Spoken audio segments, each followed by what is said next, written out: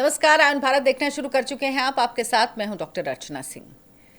Robert Vadra पर ED ने chargesheet दाखिल की है और चार्जशीट दाखिल होने के बाद दिल्ली की राउज़-एवेन्यू कोर्ट में ये चार्जशीट दाखिल की गई है और अब इस मामले की सुनवाई 24 जुलाई को होगी। पहली बार है कि ईडी की चार्जशीट में रॉबर्ट वाड्रा का नाम आया है, लेकिन पहली ही बार है कि रॉबर्ट वाड्रा पर किसी भी तरह की कानूनी कार्रवाई होने पर राहुल गांधी ने खुलकर रॉबर्ट वाड्रा पर बोला है, अपनी चुप्पी तोड़ी है, आप एक तरह से कह सकते हैं। इससे पहले कभी भी राहुल गांधी रॉबर्ट वाड्रा पर जब भी कोई कानूनी कार्रवाई हुई तो नहीं बोले हैं। पार्टी ने बोला हो, पार्टी ने पक्ष रखा हो, और ऐसा नहीं है। जब पहली बार ये पूछताछ हुई थी रॉबर्ट वाड्रा से ये जमीन घोटाले को लेकर, उस वक्त कांग्रेस पार्टी ने प्रदर्शन भी किया था जंतर मंतर पर, लेकिन कांग्रेस पार्टी ने किया था, उसमें राहुल गांधी शामिल नहीं हुए थे और कोई इन्होंने ऑफिशियल बाइट भी नहीं दी थी। लेकिन अब राहुल गांधी ने बोला है, तो सवाल यह है कि क्यों बोला है राहुल गांधी ने पहली बार? क्या वाकई कुछ ऐसा है कि राहुल गांधी अब वाड्रा का दर्द महसूस कर पा रहे हैं? क्योंकि राहुल गांधी पर भी केस चल रहा है नेशनल हेराल्ड में, आपको याद होगा ईडी का ही वो मामला है, चल रहा है, और 2 से 10 तारीख तक, यानी 2 जुलाई से 10 जुलाई तक डे टू डे सुनवाई हुई है। उस मामले में भी राहुल गांधी मतलब उनको एक तरह से कहिए कि डर लग रहा होगा, या मन में एक संशय, एक खौफ, एक नर्वसनेस तो होगी ही। वो होगी क्या इसी वजह से रॉबर्ट वाड्रा का दर्द राहुल गांधी समझ पाए हैं? क्योंकि मेरा तो सवाल यही है कि राहुल गांधी ने चुप्पी तोड़ी है, पहली बार बोले हैं, इससे पहले कभी नहीं बोले। क्योंकि रॉबर्ट वाड्रा से पहले पूछताछ भी हुई है, पहले भी इस तरह की कानूनी कार्रवाई जो लैंड डील को लेकर है वो उन पर हुई है, लेकिन कभी नहीं बोले, पहली बार बोले। और उन्होंने लिखा क्या है सबसे इंटरेस्टिंग है, वो सबसे पहले आपको बताती हूँ, उसके बाद ये मामला बताऊंगी। और बड़ा इंटरेस्टिंग ये मामला है, ये मामला आप लोगों को जरूर जानना चाहिए। तो रॉबर्ट वाड्रा का नाम लेकर उन पर कार्रवाई को लेकर राहुल गांधी ने प्रतिक्रिया दी। इससे पहले राहुल गांधी कभी नहीं बोले, लेकिन ये पूरा मामला इंटरेस्टिंग है किस तरह से कि एक व्यक्ति से ज़मीन खरीदी जाती है, कुछ साल ज़मीन रखी जाती है, उसका जो यूज़ है, लैंड यूज़, वो बदलवाया जाता है और फिर उसी व्यक्ति को बेच भी दी जाती है। अब समझ में नहीं आता है कि ऐसा कैसे हुआ, ये विस्तार से आपको बताऊंगी। लेकिन उससे पहले सुनिए कि राहुल गांधी ने जो कहा है वो क्या कहा है। राहुल गांधी ने दरअसल एक्स पर पोस्ट किया है, और एक्स पर पोस्ट करते हुए उन्होंने अंग्रेजी में पोस्ट किया है। उन्होंने कहा है, my brother in law has been hounded by this government for the last 10 years. The latest chargesheet is a continuation of that witch hunt. I stand with Robert, Priyanka and their children as they face yet another onslaught of malicious, politically motivated slander and, मतलब उन्होंने English में किया, मैं आपको हिंदी में बता देती हूँ इसका। वो उन्होंने कहा है, मेरे जीजा जी को पिछले 10 सालों में ये सरकार परेशान कर रही है। ये ताज़ा आरोप पत्र उसी षड्यंत्र का एक हिस्सा है। मैं रॉबर्ट, प्रियंका और उनके बच्चों के साथ हूं, क्योंकि उन्हें दुर्भाग्यपूर्ण, राजनीतिक रूप से प्रेरित बदनामी और उत्पीड़न का एक और हमला झेलना पड़ रहा है। मुझे पता है कि वे सभी किसी भी तरह उनके उत्पीड़न का सामना करने के लिए पर्याप्त बहादुर हैं और वे गरिमा के साथ ऐसा करते रहेंगे। आखिरकार सच्चाई की जीत होगी। बिल्कुल सही बात है कि जीत तो सच्चाई की ही होगी, फिर डरना क्या है।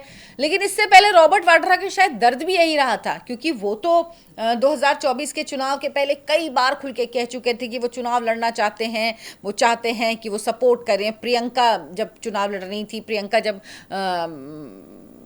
वायनाड से चुनाव लड़ रही थी, उसके बाद उनका क्या, प्रियंका जी भी चली गई हैं, अब मतलब मेरी बारी, प्रियंका जाएंगी फिर मैं जाऊंगा, ये सारी बातें वो कह रहे थे। तो वो चाहते थे, लेकिन इस तरह का सपोर्ट राहुल गांधी ने कभी नहीं किया जो अब किया। दरअसल ये पूरा मामला क्या है ये आप समझिए। जो रॉबर्ट वाड्रा की कंपनी है स्काईलाइट हॉस्पिटैलिटी, इसने 2008 में इन पर आरोप है कि रॉबर्ट वाड्रा की इस कंपनी ने ओंकारेश्वर प्रॉपर्टीज से 7.5 करोड़ रुपए में 3.5 एकड़ जमीन खरीदी, और इस सौदे का म्यूटेशन था वो भी आसमान तरीके से कर दिया गया। कौन सी सरकार थी उस समय? हरियाणा के मुख्यमंत्री भूपेंद्र सिंह हुड्डा थे, और उनकी सरकार ने जमीन में से 2.7 एकड़ जमीन को कमर्शियल कॉलोनी के तौर पर डेवलप करने की इजाजत दे दी। रॉबर्ट वाड्रा की कंपनी को इसका लाइसेंस भी दे दिया। अब आवासीय परियोजना का लाइसेंस मिलने के बाद जमीन की कीमत बढ़ गई। जाहिर सी बात है, जब आपको ये वहां पे इजाजत मिल गई कि यहां पर आप फ्लैट बना सकते हैं, आवासीय योजनाएं डेवलप कर सकते हैं, सोचिए उसके बाद तो उसकी कीमत बढ़नी थी, कीमत बढ़ गई। और इसके बाद रॉबर्ट वाड्रा से जुड़ी कंपनी ने ये जमीन डीएलएफ को 58 करोड़ में बेची। सोचिए कितना फायदा है। और आगे चलकर यही भूपेंद्र सिंह हुड्डा की सरकार ने आवासीय परियोजना का लाइसेंस, यानी जिसको जमीन बेची थी, पहले लाइसेंस किसको दिया गया? स्काईलाइट कंपनी, जो रॉबर्ट वाड्रा की कंपनी थी, उसको कहा कि आप आवासीय परिसर बना सकते हैं, आवासीय परियोजना के लिए लाइसेंस दे दिया गया। उसके बाद उस जमीन का भी यूज चेंज कर दिया गया। उसके बाद ये जमीन बेच दी, किसको बेची? रॉबर्ट वाड्रा की कंपनी ने इसको बेच दी डीएलएफ को। उसके बाद जो वो लाइसेंस था जो आवासीय परियोजना का, वो भी डीएलएफ को ट्रांसफर हो गया। सोचिए कितनी स्पूतली चीजें हुई। और इस पूरी डील में कई गड़बड़ियां पाई गई। हरियाणा पुलिस ने 2018 में सौदे से जुड़े मामले में केस दर्ज किया और ईडी ने भी इस मामले में आगे केस दर्ज किया और इस पर जांच शुरू की। अब जो इस मामले की आगे सुनवाई होगी ये 24 जुलाई को होगी, जिसमें ईडी अपनी दलीलें रखेगा। 17 जुलाई को ही इस मामले में ईडी ने चार्जशीट दाखिल की है और ईडी की चार्जशीट के बाद ही रॉबर्ट वाड्रा समेत 11 आरोपियों के नाम इस चार्जशीट में हैं। मामला 2008 में खरीदी गई जमीन से जुड़ा हुआ है। ईडी ने इस मामले में वाड्रा और उनकी कंपनियों के 43 प्रॉपर्टी अटैच की हैं। रॉबर्ट वाड्रा से जुड़े इस मामले में हुई गड़बड़ी का खुलासा आईएएस अशोक खेमका, इनका नाम आपने बहुत सुना होगा, इन्होंने किया था।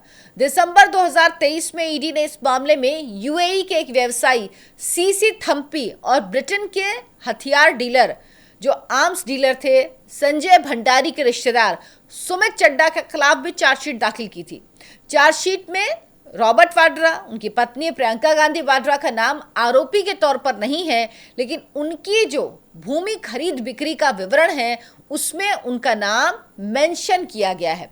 ईडी ने कहा था वाड्रा से कथित तौर पर जुड़े थम्पी ने 2005 से 2008 के बीच दिल्ली एनसीआर में रियल स्टेट एजेंट एचएल पहावा के जरिए हरियाणा के फरीदाबाद के अमीरपुर गांव में लगभग 486 एकड़ जमीन खरीदी।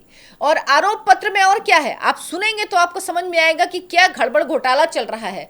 रॉबर्ट वाड्रा ने 2005-06 में एचएल पहावा से अमीरपुर में 334 कनाल यानी तकरीबन 40 एकड़ जमीन के 3 टुकड़े खरीदे और दिसंबर 2010 में उसी जमीन को एचएल पहावा यानी जिस व्यक्ति से खरीदी थी उसी को बेच दी। ईडी के अनुसार रॉबर्ट वाड्रा की पत्नी प्रियंका गांधी वाड्रा ने भी अप्रैल 2006 में एचएल पहावा से हरियाणा के फरीदाबाद जिले के अमीरपुर गांव में 40 कनाल यानी तकरीबन 5 एकड़ कृषि भूमि खरीदी और फरवरी 2010 में उसी जमीन को एचएल पहावा को बेच दिया। अब आप सोचिए कि यह बात कहां समझ में आती कि भाई एक व्यक्ति है वो आपको जमीन बेचता है और फिर खुद आपसे महंगे दामों में जमीन खरीद लेता है। मतलब क्यों है कोई, और एक नहीं दो जमीनें, क्यों कोई ऐसा करेगा जब तक उसके कोई वेस्टर्न इंटरेस्ट नहीं होंगे।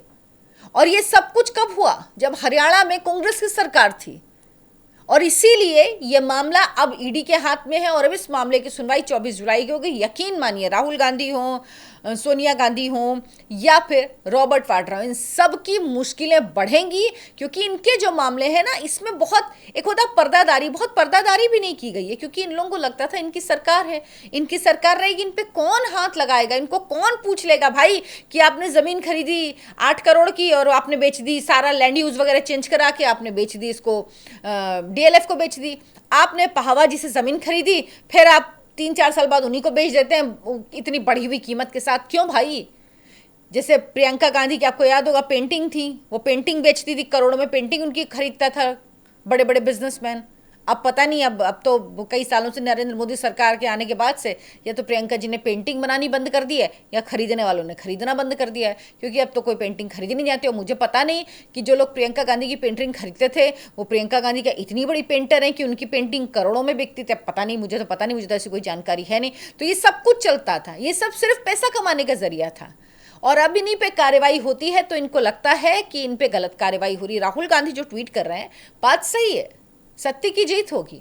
तो कानून पे भरोसा रखिए, कोई भी कर रहा है कंप्लेन, आप भरोसा रखिए, अदालत पे भरोसा रखिए ना।